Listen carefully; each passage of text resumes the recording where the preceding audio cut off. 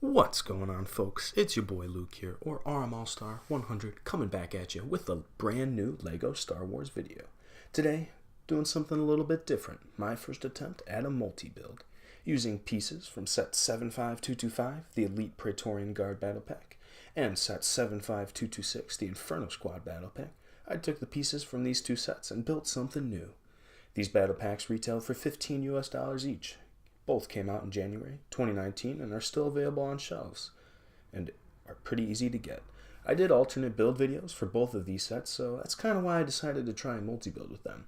Two great sets with some awesome figures included in both, excellent detailing and figure choices. These are two very strong battle packs. Without further ado, let's get into my build. The Specialist Speeder Arena, a place for Imperial and First Order Special Forces alike to train and compete for the enjoyment of spectators through a speeder jousting. Kind of a goofy idea, but I like the way it turned out. Let's take a closer look.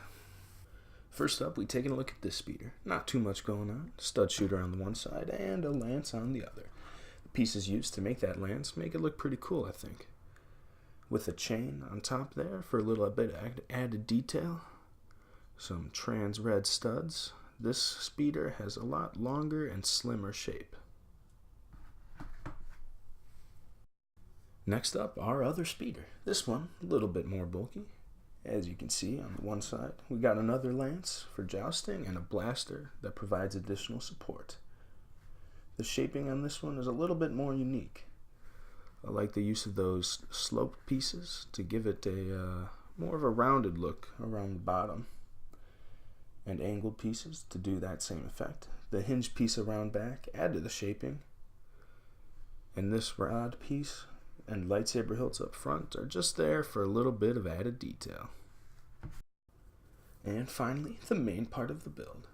I built this drawing inspiration from a Mortal Kombat-like shrine and some similar styled Ninjago and Overwatch sets. I focused on keeping it completely symmetrical from side to side while fitting in as many details as possible. You can see on either side both the sword and horn pieces mounted, and in the middle here I tried something a little different. I used both a mounted and a regular stud shooter without that gray inner piece to give the structure an all black look. I like to imagine it's some sort of statue or something that is pretty uniquely shaped with the elements that I chose to use. Moving on to the center of the shrine, you can see I used a variety of pieces to give it a sloped shape. Down towards the bottom, the hinged pieces there give it a little bit mobility and options for looks you want to give it. Coming back around, you can see the 4x4 circular rounded pieces with the trans red in the middle, and right there the trans blue tile just to add a little bit of detail to the structure. Don't serve much purpose besides that, but I think it gives it a cool look. And taking a look around back, you can kind of see the style I used and how it all turned out. Without ado, let's jump into the build tutorial.